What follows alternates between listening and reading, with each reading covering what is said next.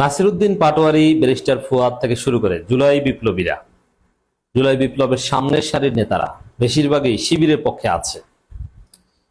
শিবিরের জন্য একটা সুখবর হচ্ছে, ছাত্রদল শিবিরকে কিছুই করতে পারবে না। এই সুখবরটা প্রথমে দিয়ে নিই।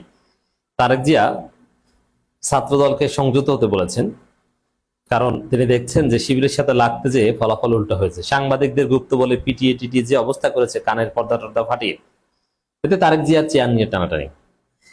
এখন ছাত্রদলকে থামিয়ে দিতে যাচ্ছেন তারেক জিয়া।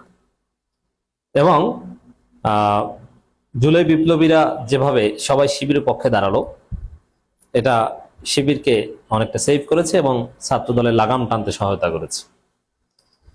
শিবিরের উপর যে জুলুম, পায়ে পড়ে শিবিরের সাথে যে ঝামেলা বাঁধাতে যাওয়া এবং ক্যাম্পাসে সন্ত্রাসের রাজনীতি চালু করতে যাওয়া, এটার বিরুদ্ধে জুলাই যোদ্ধারা নানানভাবে অবস্থান নিয়েছে, শিবিরের পক্ষে তাদের অবস্থান জানিয়ে দিয়েছে।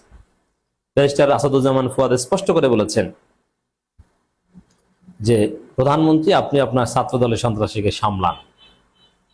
ছাত্রলীগ এদের উপর ভর করেছে, আপনাকে শেষ করবে, আপনার ক্ষমতা নিয়ে টানাটানি বাঁচবে। এগুলো নিঃসন্দেহে প্রধানমন্ত্রী শুনেছেন, টনক নড়েছে। নাসিরউদ্দিন পাটোয়ারি বলেছেন, ক্যাম্পাসে গণতান্ত্রিক প্রক্রিয়া ব্যাহত হলে রাজপথে প্রতিরোধ করা হবে। এর মানে ক্যাম্পাসে যদি ছাত্রদল সন্ত্রাস করে, তাহলে তারেক জিয়ার ক্ষমতা নিয়ে টানাটানি শুরু হয়ে যাবে। এই হুমকি নাসিরউদ্দিন পাটোয়ারি দিয়েছেন। এবং নাহিদ ইসলামও বলেছেন, ক্যাম্পাস দখল করার চেষ্টা করছে ছাত্রদল, এটা সফল হতে দেওয়া যাবে না। তো এই পরিস্থিতিতে সবাই তো শিবিরের পক্ষে এবং ছাত্রদলের বিরুদ্ধে। ছাত্রদল কার্যত কাউকে পাশে পেল না, এমনকি বিএনপি পন্থী সাংবাদিকদেরও তেমন কাছে পেল না। বিএনপি পন্থী বিভিন্ন সাংবাদিক ইউনিয়নও ছাত্রদলের বিরুদ্ধে নিন্দা জানাতে বাধ্য হয়েছে। বুঝেন যে খেলাটা কোন ভাবে হয়েছে, বিএনপি কতটা বিপদে পড়েছে। তো এইসব কারণে দিন শেষে শিবিরকে ছাত্রদল কিছুই করতে পারবে না, এটা হচ্ছে বিষয় দর্শক। তবে এনসিপির মধ্যে এখানে একটা খেলা আছে।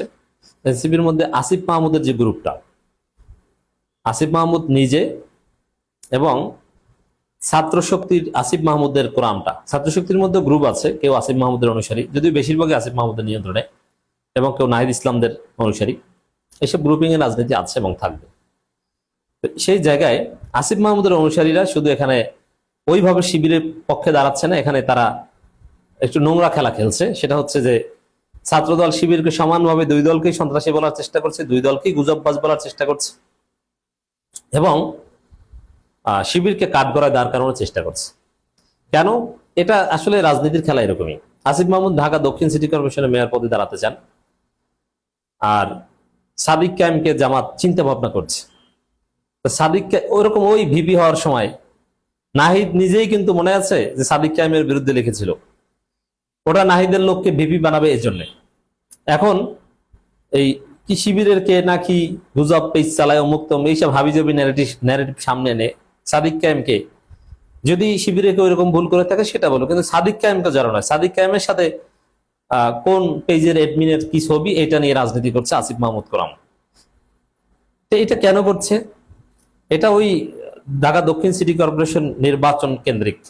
যদি এরকম থাকে, এরকম হয় যে না, ঢাকা দক্ষিণ সিটি কর্পোরেশনে সাদিক কায়েম নির্বাচন করবে না এবং জামাত আসিফ মাহমুদকে সমর্থন দিবে, দেখবেন যে সাদিক কায়েম, জামাত, আসিফ মাহমুদ বা এখন ছাত্র শক্তি যারা শিবিরকে, সাদিক কায়েমকে কাঠগড়ায় দাঁড় করাতে চায়, বিভিন্ন পেজের এডমিন থাকার কারণে শিবিরকে কি ছিল নাকি, দেখবেন যে এগুলো এনসিপির কাছে কোনো বিষয় না, বা আসিফ মাহমুদ কোরআন এটা একদম ভুলে যাবে, ছাত্রদলকেই গালি দিবে। তখন রাজনীতি হচ্ছে এরকম একটা খেলা, সেই খেলায় চলছে। তবে যারা এইসব নোংরা রাজনীতি না করে, উদ্দেশ্যমূলকভাবে সাদিক কায়েমের বিরুদ্ধে না লাগছে, তারা কিন্তু শিবিরের পক্ষে এবং ছাত্রদলের বিরুদ্ধে জোরালো ভূমিকা পালন করে আসছে, এবং ছাত্রদলকে পিছু হটাতে তাদের সেই প্রতিবাদ কাজে লেগেছে। ক্যাম্পাসে গণতান্ত্রিক প্রক্রিয়া ব্যাহত হলে রাজপথে প্রতিরোধ। হ্যাঁ, রাজপথে প্রতিরোধ, এটা বিএনপিকে ভীত সন্ত্রস্ত করেছে, এবং জামাত ইসলামীর ডক্টর শফিকুল ইসলাম মাসুদরাও যেভাবে বলেছেন সেটা ইম্পর্টেন্ট। ক্যাম্পাসগুলোতে অস্থিতিশীল করার প্রচেষ্টা চালানো হচ্ছে উল্লেখ করে জাতীয় নাগরিক পার্টির মুখ্য সমন্বয়ক নাসিরউদ্দিন পাটোয়ারী বলেছেন, কেউ যদি গণতান্ত্রিক প্রক্রিয়া ব্যাহত করার কোনো প্রচেষ্টা চালায়, রাজপথে ঐক্যবদ্ধভাবে তাদের প্রতিরোধ করব। তাহলে ক্যাম্পাসে গণতান্ত্রিক প্রক্রিয়া ব্যাহত করার চেষ্টা ছাত্রদল করছে, এটা তো আর নাম উল্লেখ করার দরকার হয় না। কিন্তু ওই যে ঢাকা দক্ষিণের ওই আসিফ মাহমুদ কোরআন, তারা আছে দুই দলকেই দায়ী করতে এবং শিবিরকে কাঠগড়ায় দাঁড় করাতে। নাসিরউদ্দিন পাটোয়ারী বলেন, আমাদের বর্তমান পরিস্থিতি তিনটা লড়াই চলছে, যে লড়াইয়ের মধ্যে অন্যতম একটি লড়াই হলো গণতান্ত্রিক লড়াই। আপনারা দেখছেন যে ক্যাম্পাসগুলোতে অস্থিতিশীল করার চেষ্টা চালানো হচ্ছে। একটি গণতান্ত্রিক ক্যাম্পাসের জন্য আমরা আজীবন যুদ্ধ করেছি, ভবিষ্যতে আমাদের লড়াইটা থাকবে। জাতীয় নাগরিক পার্টি বাংলাদেশ সব ক্যাম্পাসে গণতান্ত্রিক পরিবেশ নিশ্চিত করার জন্য সরকারের কাছে অনুরোধ জানাচ্ছে।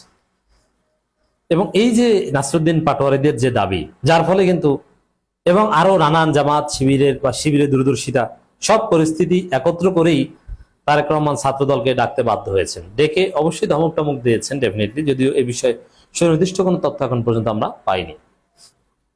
সরকার সংকট মোকাবেলা করতে পারছে না দাবি করে নাসিরউদ্দিন পাটোয়ারী বলেন, সরকার যদি দেশের সংকটগুলো নিয়ন্ত্রণ না করতে পারে, গণতান্ত্রিক পরিবেশে বাংলাদেশের ক্যাম্পাসগুলোকে নিশ্চিত করতে না পারে, তাহলে সরকারকে জবাবদিহিতার জায়গায় অবশ্যই আসতে হবে।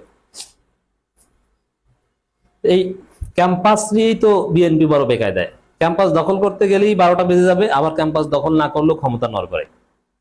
তা বিএনপি কতটা মাইন্ডকে চিপে আছে দেখতে পাচ্ছেন। দখল করতে গেলেও বিপদ, না গেলেও বিপদের মধ্যে সবসময় থাকে। এই জন্য ভালো হয়ে যাওয়া ছাড়া কোনো উপায় নেই, ধান্দাবাজির রাস্তায় গেলেই বিপদ। এই জন্য আমি বলি, দেশের যে অবস্থা, অর্থনীতির যে নাজুক অবস্থা, তাতে জামাত এনসিপি সহ জাতীয় সরকার গঠনের কোনো বিকল্প নেই। জাতীয় সরকার গঠন করলে এসব অযাচিত কামড়াকামড়ি বিতর্ক থামবে।